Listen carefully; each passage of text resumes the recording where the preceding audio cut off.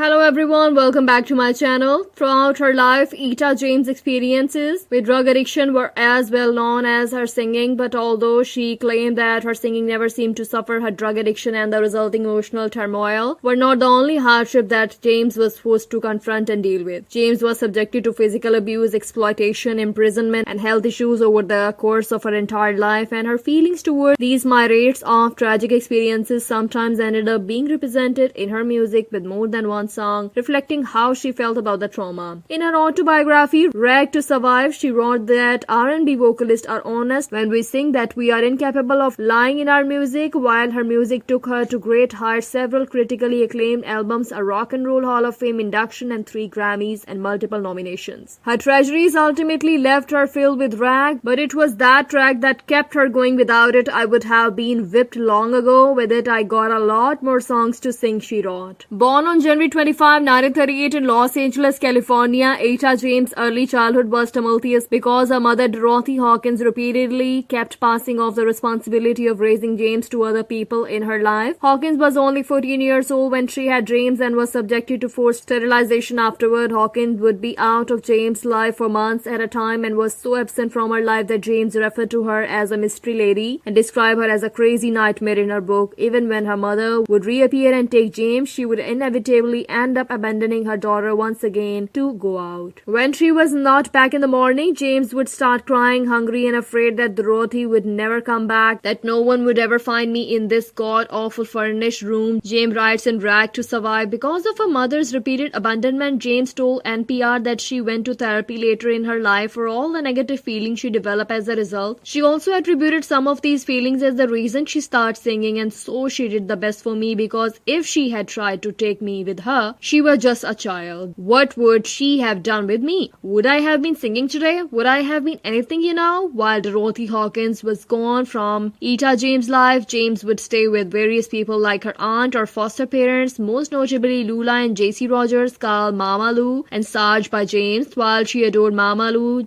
James repeatedly experienced physical abuse from Sarge. In Rag to Survive, James wrote that when she was around 5 years old, Sarge would sometimes come home drunk and force James to sing for his friends. When James refused, Sarge would beat her with his razor strap. Sleepy, humiliated, mad enough to spit, wearing piss-stained pajamas with buttons on the back and feet on the bottom, I would stand there and sing out some stupid-ass song, hating every second of it, she recalled. James attributed this experience to be the reason why she digested in chorus. James received some of her early singing trainings at St. Paul Baptist Church, but when she started getting noticed and becoming popular for her singing, Sarge started trying to act like her manager. He insisted on controlling every aspect of James' singing education and subsequently withdrew her from St. Paul when she was 10 when he could not get his way. James later wrote that this broke her heart and she became incredibly depressed. When Etta James was 12 years old, her foster mother Mama Lou died from a stroke after her health had deteriorated for a couple of years. After the funeral, her biological mother Dorothy Hawkins came and took her to San Francisco, California, without even letting James say goodbye to her family or pack up her clothes. While living in San Francisco, James' mother was once again repeatedly absent from her life and would disappear without even making sure that her daughter had food to eat at home. Because of the lack of parental presence, James often skipped school to hang with the local gang known as Lucky 20s and would steal costume jewelry with them to resell and buy blues record with the money they made. James attended several different schools but was repeatedly kicked out, and because James was light-skinned at school, she was subjected to harassment from both white and black children at the school, according to Explorer Guide to San Francisco with the Bay Area by Mike Katz and Crispin Koch. She would also harass and assault foreign students at school, breaking one Spanish girl's arm so much so that she ended up being sent to the Continuation High School for delinquent children. James later recounted that in San Francisco she grew horns and a tail and turned into the real street kid. I was kind of like a runaway, but I had a mother, per NPR. During the mid-20th century, record companies frequently exploited black artists by taking songs of theirs and re-recording them with white pop singers without paying them any additional compensation. This was possible because the record company companies took advantage of black artists who did not understand copyright law, would use lyrics that had not been composed by black women vocalists, and because performance of songs could not be copyrighted according to issues in African American music edited by Portia K. Molesby and Melanie V. Burnham. These covers would whitewash the music of black artists for a white audience, often rewriting the lyrics to remove any hints of sexual innuendos and insinuations and changing the vocal style. Etta James was infuriated by the practice and referred to these songs as Susie cream cheese versions. One of James' songs that was covered in such a way was the Wallflower Roll With Me Henry. In 1955, Georgia James recorded a version renaming it Dance With Me Henry because of the sexual connotations of the word roll. James' version was incredibly popular and became a #1 hit on the top 10 charts according to Rage to Survive. James was incredibly furious that my version went underground and continued to sell while Georgia's whitewash went through the roof. By the 1960s, Etta James started using heroin and it soon became her drug of choice, but the first time that she tried heroin, James ended up overdosing. Because the heroin was white, unlike the brown heroin she typically saw in Los Angeles, she initially thought it was cocaine. James' habit became so intense that over the course of 1 week, she and some friends ended up snorting roughly 150 capsules of heroin themselves. James would also frequently suffer from severe withdrawal symptoms if she was unable to get any drug. In Rag to Survive, she wrote that if I hit a dry period, I would get sick. Over the long course of my smack addiction, I was sick 80% of the time, sick or running the street looking to cope. If I actually managed to get high the other 20s of the time, I would be lucky. James ended up prioritizing her heroin habit above all else. Even her singing were just a means to an end. I found work when I had to. I was essentially working for my habit, she admitted, but her habit definitely did not go unnoticed, and James soon built up a reputation of her heroin addiction. Essentially working for my habit, she admitted. But her habit definitely did not go unnoticed, and James soon built up a reputation for her heroin addiction. Many people were worried about her and often remarked upon her youth when talking about the tragedy of her heroin addiction. Even comparison made between her and Billie Holiday were centered around their drug use rather than their singing. Etta James managed to maintain a semblance of a career because of her manager John Lewis, and in addition to booking gigs for James, Lewis also supplied James with drugs, but their relationship was tumultuous and the two sometimes got into intense fights. During one series of arguments, James yelled at Lewis, "You work for me, I can fire you." As per Rag to Survive, in response, Lewis threatened to send her to prison, although James thought he was bluffing. Lewis followed through on his threat. He planted heroin in a secret spot in their house and called in a tip to the police, telling them exactly where to find it. She was subsequently charged with buying and possessing heroin. However, the case was thrown out because of the illegal search and seizure. Although James knew that Lewis had been the one to set her up, they ended up making up and continued to work and get high together until James attempted to get sober from drugs for the first time,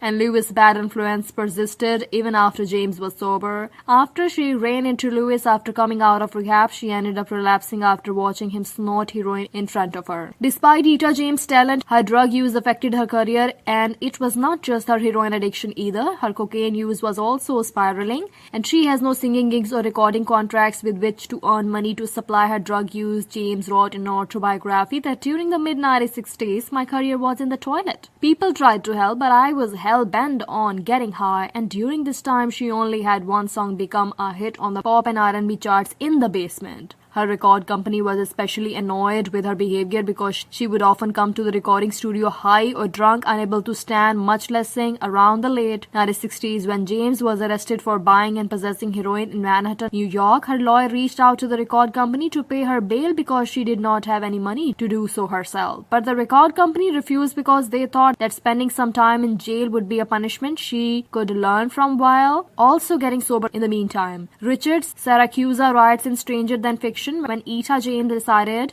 to go to rehab for the first time, her friend and co-founder of Chess Record, Leonard Chess, booked her into Stern's convalescent home in Harvey, Illinois, and because her doctor thought it was better for James to taper off heroin rather than go cold turkey, he arranged for John Lewis to get heroin for James for her first few days in rehab. James continued to use heroin for a few days, but by the 5th day, it became clear that withdrawal symptoms were not the only thing that she had to worry about. On her 5th day in rehab, James found herself almost completely paralyzed and only able to communicate with her eyes. The doctor diagnosed her with tetanus, which she had contracted from from an infected needle, and her experience became a brutally painful physical ordeal. Her condition was so dire that her doctor tried to slap her to keep her conscious and not seizing. James almost fell into a coma, and at one point her body started snapping and curling and bending over backward, going through all kinds of ungodly contortions per rag to survive. Taken to Michigan Hospital in Chicago, James managed to survive, and in doing so became only the second person in the state of Illinois to have survived tetanus. But although James left the hospital and rehab healthy and sober, she relapsed the day she returned to the New York from Illinois when she ran into Lewis. Although Etta James managed to escape her abusive stepfather Sarge, who continued to experience abuse from various lovers throughout her life, in Rake to Survive, James attributed the fact that she kept ending up in relationships with abusive men to fear. The deeper we get into the relationship, the more we realize it's fear that pushing us, not love. Fear locks us and holds us prisoners. Sometimes we never escape that prison, sometimes we do. The fact that she felt sexually satisfied by them also did not help. James referred to one of her abusive former lovers as the pimp. He was incredibly physically and emotionally abusive to James, and her manager John Lewis was so worried about her that he gave her a gun just in case she was attacked. But despite the gun, the pimp severely beat James on numerous occasions. On one occasion, he struck her repeatedly in the head, resulting in numerous bruises and cuts across her head and face. James ended up pressing charges against the pimp, despite being repeatedly threatened by him, but it's unclear if he was One of ever James' convicted. songs that references her tragic love life is I Would Rather Go Blind, recorded in 1968. The song references how she was blind in my love life and I was blind in my personal ways. Like the song says, I just don't want to be free. For years, Etta James would write bad checks for cash in order to fund her drug addiction, but around 1964 in New York City, James and her friend Esther Phillips started a bad check scheme that involved getting hotels to allow them to write personal checks and then leaving before the checks bounced after already being cashed. When James was discovered with the checkbook and arrested for writing bad checks, she was imprisoned on Rikers Island for a short period of time. Sometime after being released, she traveled to Chicago, Illinois, where she was once again arrested, this time for drug possession as well as writing bad checks. There she was imprisoned at Cook County Jail for 4 months, which she described in Rake to Survive as being like a medieval dungeon. These were not the only instances when James was arrested. According to Roar by Bruce Wagner, one time James was arrested by the police while she was singing on stage at Minton's Playhouse in Harlem, New York. Towards the end of her life, Etta James was diagnosed with both Alzheimer's disease and drug-induced dementia. She was diagnosed with Alzheimer's in 2009, and at the beginning of 2010, she entered a rehab facility due to an addiction to painkillers that she developed after taking time for a back injury. The drug-induced dementia was said by her son to have come on as a result of the painkiller addiction. In 2010, she was also hospitalized in Los Angeles after being diagnosed with the bacterial infection MRSA. In 2009, after Beyonce sang her song At Last at the inauguration of President Barack Obama, James made some disparaging remarks about the singer during a performance at Seattle Paramount Theater, saying that woman he had singing for him, singing my song, she's going to get her